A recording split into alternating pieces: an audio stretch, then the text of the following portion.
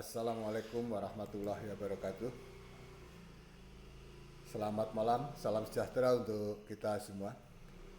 Bersama ini kami coba untuk menjelaskan, menyampaikan tentang pengelolaan dan perlindungan terhadap lingkungan yang merupakan tugas ketiga dari mata kuliah Sustainable.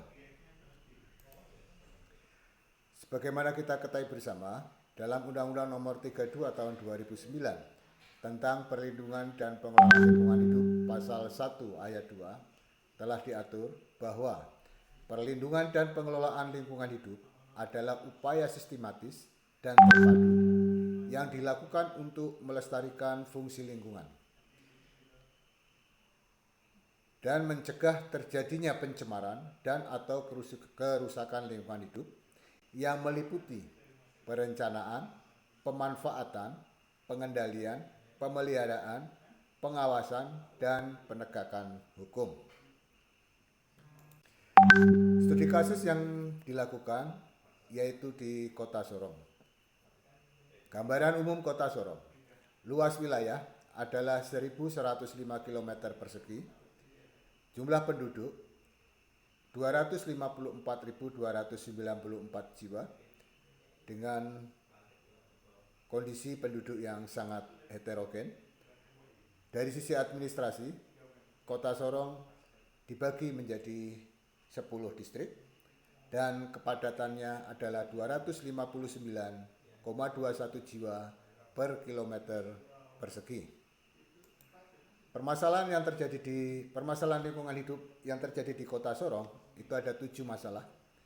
Yang pertama adalah kondisi lingkungan hidup yang mengarah pada bencana lingkungan hidup akibat kerusakan hutan yang terjadi karena kebakaran, perambahan hutan, dan tambang liar.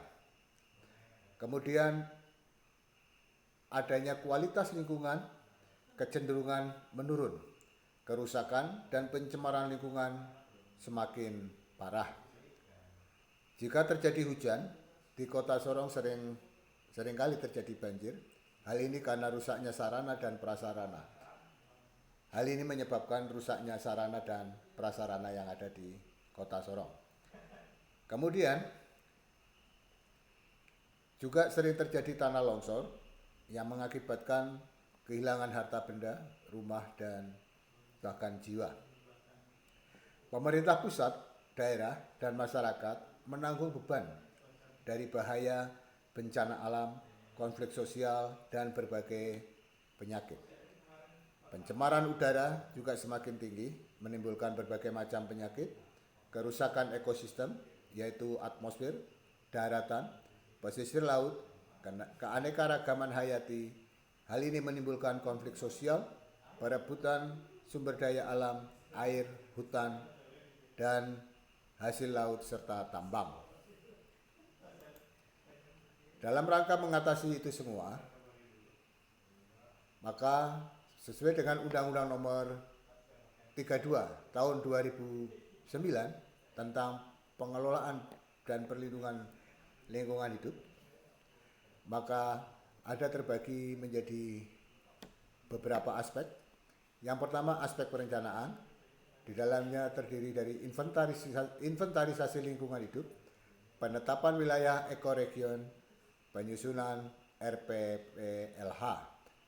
Untuk rincian dari aspek perencanaan bisa dibaca di Undang-Undang Nomor 32 tadi. Kemudian aspek pemanfaatan, yaitu pemanfaatan sumber daya alam. Ini harus mengacu kepada rencana pengelolaan perlindungan lingkungan hidup yang sudah harusnya tercantum di dalam rencana pembangunan jangka menengah daerah Kota Sorong dan rencana tata ruang wilayah Kota Sorong. Apabila RPPLH belum tersusun, maka digunakanlah daya dukung daya tampung yang di dalamnya mencakup keberlanjutan proses dan fungsi lingkungan hidup, keberlanjutan produktivitas lingkungan hidup, keselamatan, mutu hidup, dan kesehatan masyarakat.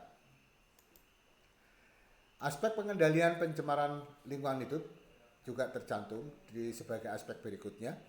Ini terdiri dari 1. Pencegahan, kedua penanggulangan, dan ketiga pemulihan.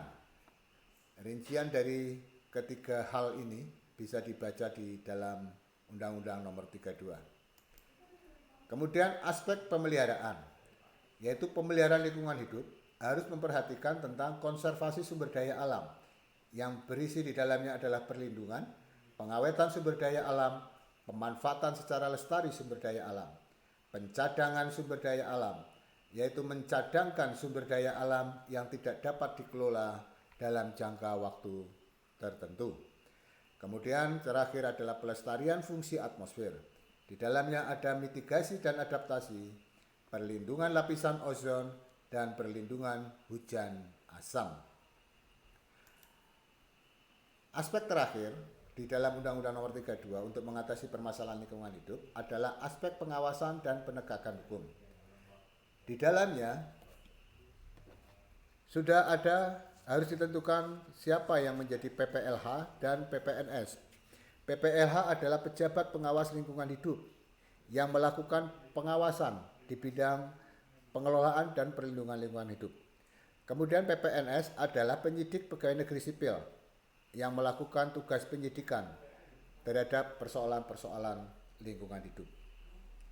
Kemudian dalam penegakannya ada beberapa hal, yaitu memberikan sanksi administratif, kemudian melakukan penyelesaian sengketa lingkungan, penyelidikan dan pembuktian, dan pada akhirnya harus ditentukan mengikuti peraturan undang-undang, yaitu ketentuan pidana.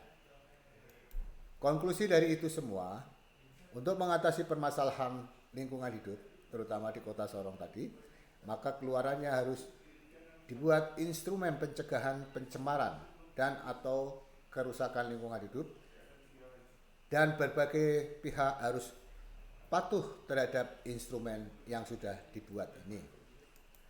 Instrumen ini, instrumen pencegahan pencemaran dan atau kerusakan lingkungan hidup, sesuai dengan Undang-Undang Nomor 32 Tahun 2009 tentang perlindungan dan pengelolaan lingkungan hidup pasal 13, terdiri dari KLHS, Kajian Lingkungan Hidup Strategis, Tata Ruang, Baku Mutu Lingkungan Hidup, Kriteria Baku Kerusakan Lingkungan Hidup, AMDAL, UKL, UPL, Perizinan, Instrumen Ekonomi Lingkungan Hidup, Peraturan Perundang-undangan berbasis lingkungan hidup, Anggaran berbasis lingkungan hidup, Analisis resiko lingkungan hidup, Audit lingkungan hidup, instrumen lain sesuai dengan kebutuhan.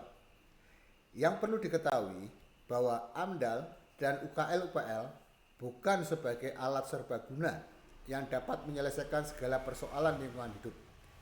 Efektivitas AMDAL dan UKL, UPL sangat ditentukan oleh pengembangan berbagai instrumen lingkungan hidup lainnya.